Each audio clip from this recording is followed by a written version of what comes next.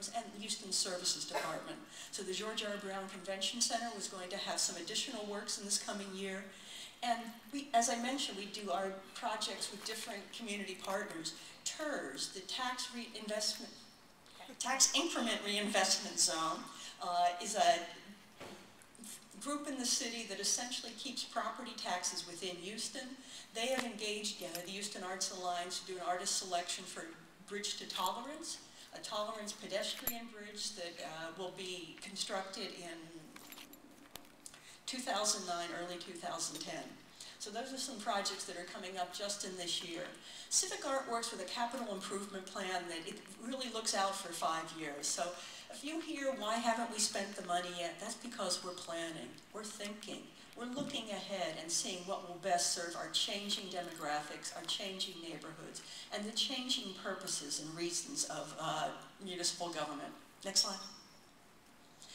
We also, as I mentioned, do collection management. It's a very vital part of our work and not as recognized and as sexy as the new projects. But collection management, we manage the city art collection. Not everything you see out there belongs to the city of Houston. Some is with the metro, some is for the county, some is private works.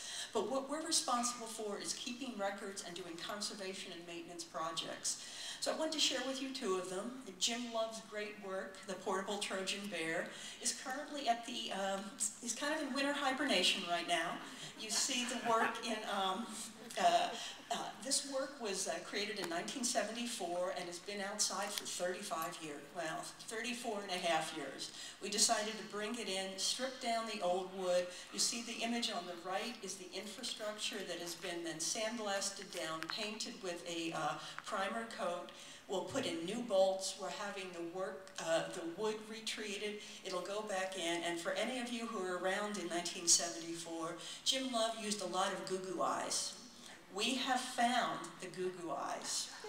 We are very excited that Trojan Bear will be back with the eyes. Very thrilled. And thank you. Actually, and that was thanks to Carolyn Huber and the connections that she had with the arts community. So we really rely on community eyes on our collection and community memory to tell us where these pieces have come from and where they should be going.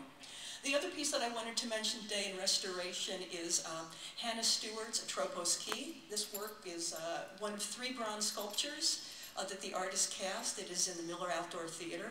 It was taken out for some conservation in November, and essentially the cast bronze is about 8 feet tall. It was done in 1970. This was 74, I'm sorry. The other one was 72. What we found here is that the bronze was cracking. Through close observation, we do an annual collection survey, seeing every one of the 400 pieces in the collection every year, and make recommendations to the city about what it will take to conserve these works property for the future of Houston. What was revealed is that the mild steel that was used in the infrastructure has been corroding. Wasn't going to fall over next year, but 2 years it might. So we took preventative maintenance, and the piece is being restored in a conservator's studio and will be reinstalled in February. Next slide. And so finally, I just wanted to tell you about a few things that we are doing that we'd love for you to come to. As Mr. Wilson talked about, Houston, the Civic Art program uses panelists. We also have a panelist application form.